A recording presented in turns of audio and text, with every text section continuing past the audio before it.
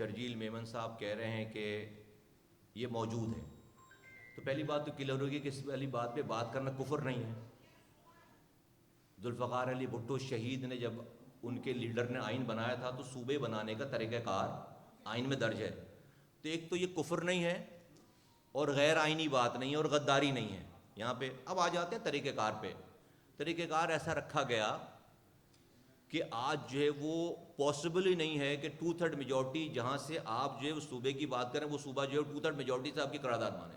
تو اگلی بات میری یہ ہے کہ آئین اس کا مطلب ہے کہ قرآن پہ لکھی ہوئی آیت کا نام نہیں ہے نا۔ اگر آیت کا نام ہوتا تو آپ 27 ترامیم پہلے کر چکے ہیں، رائٹ؟ آپ آج تک 27 ترامیم کا، اس کا مطلب ہے کہ آپ کو جب 27 ترامیم کرنی پڑ گئیں تو آئین میں کوئی سقم تھا تو ادھر بھی سقم ہے۔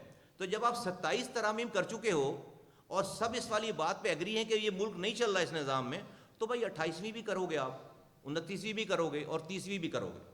تو اس کا پہلی بات کا جواب تو آپ کی بات بالکل میں ایکسیپٹ کرتا ہوں، ایگری کرتا ہوں کہ اتنا آسان نہیں ہے۔ اور یہ اور اگین وہ بات کہ ہم تو بار بار کہہ رہے ہیں کہ ہم تو تائید کر رہے ہیں نا، ہم تو جو گفتگو اور میرے پاس تو کوئی اور ہم یہ کہہ چکے تھے کہ سال بھر پہلے کہہ چکے تھے کہ جب بھی یہ بات ہوگی ہم اس کی تائید کریں گے، ہم تو تائید کر رہے ہیں۔ نمبر 1۔ نمبر 2 یہ آپ نے جو پچھلی بات کی، ہاں جس کو وہ جب ہم دہشت گردی کی پیداوار تھے نا، تو آصف علی زرداری 90 جا کر جو ٹوپی پہنتے تھے وہ پہناتے تھے، ہر حکومت میں ساتھ رہے۔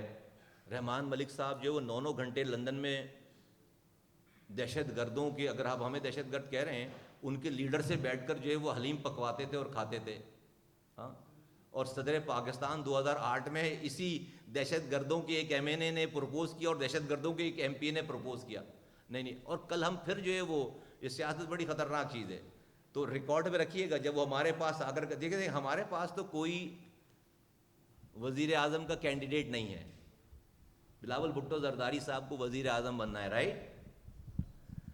اور آج کے پاکستان میں کوئی اسپلٹی مینڈیٹ آنا ہے، تو جب 2 سیٹوں کے لیے جو ہے وہ جا کر لوگوں سے پارٹیاں بات کرتی ہیں نا، تو آج ہمارے پاس 22 ہیں اور رہیں گی انشاءاللہ تعالیٰ اس سے زیادہ۔ تو ایک ٹائم آئے گا، آپ اس کلپ کو سنبھال کے رکھیے اور پوچھیے گا ان سے کہ دہشت گردوں کے دروازے پہ کیوں آئے ہو؟